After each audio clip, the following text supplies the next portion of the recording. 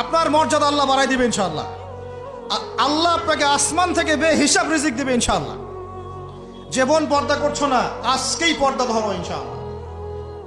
যারা পরিবারের প্রতি শিথিল, পরিবারের প্রতি কঠোর হন, আপনার সন্তানের প্রতি কঠোর হন, ভাইয়ের প্রতি কঠোর হন।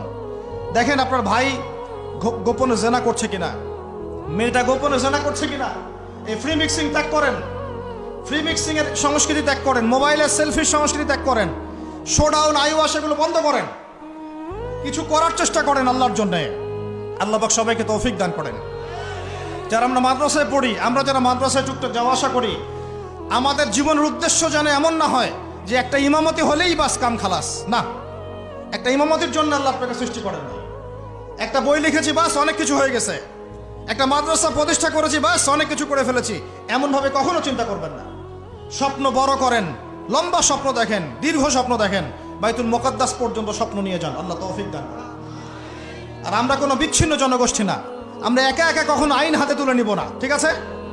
আমরা একটা পুরো জাতি করবো ইনশাআল্লাহ, ওই জাতিগতভাবে আমরা এগিয়ে যাবো ইনশাআল্লাহ।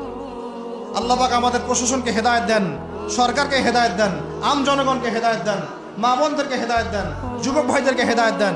আর আমাদের এক একটা বাচ্চাকে আমরা আবু উবাইদার মতো বড় করবো ইনশাআল্লাহ।